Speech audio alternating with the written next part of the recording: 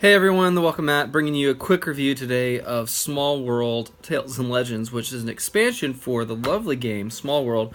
We're just going to take a quick look at what comes inside this little box here. It's like kind of the size of a standard card of decks, and it actually describes here on the back what comes with it. 54 new cards, and as Small World often does, it comes with 2 blank cards here that you can modify however you want to create your own event. But basically, the only changes that this brings to the game is at the start of every round, you will, based on the number of players, have a certain number of cards. So like for 5 players, for example, you would have 7 because there's only 8 rounds. Whereas like in a 2-player game, which has 10 rounds, you would have 9 of these cards. And basically what you're going to do is you'll have the cards, first you'll have, your deck of cards stacked to the side. And you'll have the upcoming event, and you'll have the current event. Now, there's 2 ways you can play it. That you can play it a crazy way, where you don't know what the upcoming event is, and you just know the current event. But I recommend you first at least try it, doing the upcoming event and the current event, just to get used to the cards. But what you'll do is you'll have your current event after the first round. The first round, you'll just have the upcoming event, and you'll know what's coming up. So, for example, in these 2 cards, we have the Great Ride here. Just before your final conquest dice roll, like on your last conquest, you can roll the die. You can take back in your hand all of your active race tokens, except for obviously the one in each region, and use them to conquer new regions. So this is a real game changer. You basically get to conquer twice in one turn with the Great Ride if you have enough guys to do multiple conquests without rolling the die. Or another one like Blood Brothers here. Each player may conquer regions occupied by these active race tokens of the player seated on his right with 1 less race token than usual on this turn only. So there are a number of cards like this in the deck. Let me show you here the different things it comes with. You have the Gods Must Be Crazy, One for the Ages, Miracles for Sale, Bloody Well Right, A Wind of Change, and packs them in.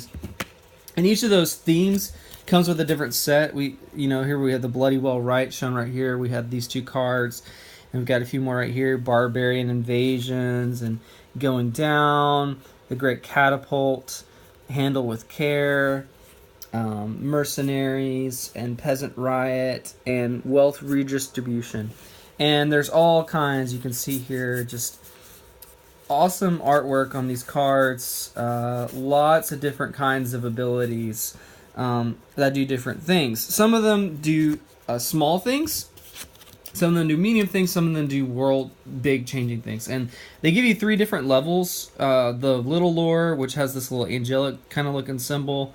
The Tall Tales, which affects the whole world, but it's more in the medium in terms of how big of an impact it has.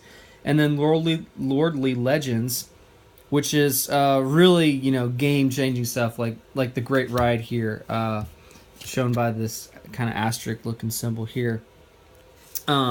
You're welcome. The rules say you can play with a set, so pick the Bloody Well Right set, or the Gods Must Be Crazy set, or any of those ones, or you're free to mix and match them. And what's nice about these is it has the little symbol on the card. So here we see one with the SW Small World that affects the whole world, but it's kind of a medium one. Whereas here's one, the Great Catapult, it's just going to affect things, within a small region of the map, very minor. So like on this one, you can attack a region that's 1 space away that you normally wouldn't be able to attack if there was something between you and it. So that's pretty cool. Whereas you have like some of these big ones here, like Handle with Care. And I just love how the game gives you that option of mixing and matching. There's all kinds of different cool abilities in here. Some of these cards even have auctions on them. Some of them are pretty simple, like just, you get an extra victory point if you do this, or, mountains can't be conquered this turn. No player may go into decline. That's a big one. So all kinds of stuff like that. And the auctions are really interesting. There's even like a card, one of them that lets you trade races with people. The Wheel of Misfortune. And they add a lot of spice to the game. And I'm just kind of zooming through here, so if you want to pause and look at some of them, you can get an idea of what some more of the abilities are for this expansion. Let me give you my quick thoughts on it. So, as you can see from the cards, a lot of cool special powers. I find that Small World gets kind of, honestly, dull. As great and fun of a game as it is after a while, because, you know, you're doing the same thing every turn, and one of the things that I wish was a little different about Small World is there's not really a sense of like escalation, like you're really building something and that changes how you play the game at the end. You're gonna change throughout the game like who you're attacking and stuff, but there's no like leveling up your mechanics or anything like that. But the Tales and Legends doesn't really change that, but it does change how you're playing each round, and it can add in some huge effects. You see that what's upcoming, you know, that next event that's coming, and you want to prepare for it. And I love how that adds more strategy to the game, and it makes you think turns ahead about what your consequences are going to have, and it may not be as random as the game can sometimes feel when you're just first playing it.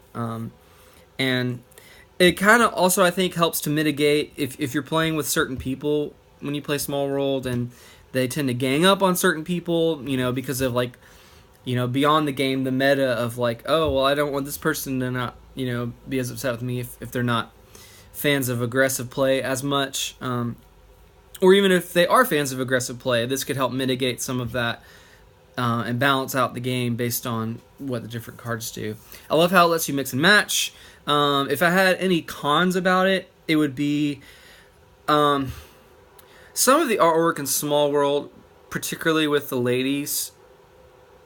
A lot of the girls that are portrayed in Small World are very kind of risque, very scantily clad, and I don't think the way they do it is necessarily sexually inappropriate in the sense of like advocating that kind of lifestyle, or you know, if that makes sense, displaying it just, you know, haphazardly.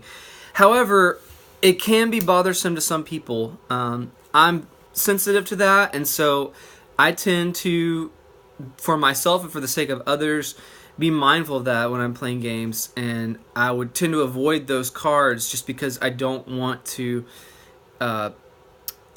make something distract another person from enjoying the game to the fullest. I don't want to create a stumbling block for them either. And so, I mean, just know that there's a few cards like that in here. I mean, yeah, that's really all I guess I can say about that. Is just be aware of that. I didn't know there were that many cards in here that were like that when I bought it. I mean, if you look on the cover, that's, you know, pretty... seems pretty fine there. So that's really my only downside. The other cards, though, what they add to the game is just, for me, it's almost a must with Small World. It's not expensive, but it's, you know, it's like $10 for this, so not too bad to go and pick up, and you can find it online and at various retailers and such. So feel free to leave your comments or thoughts below if you've played Small World with Tales and Legends. My name is Matt with the Welcome Mat, and this has been another board card-ish game review. Hope you have a great day. Take care. Bye-bye.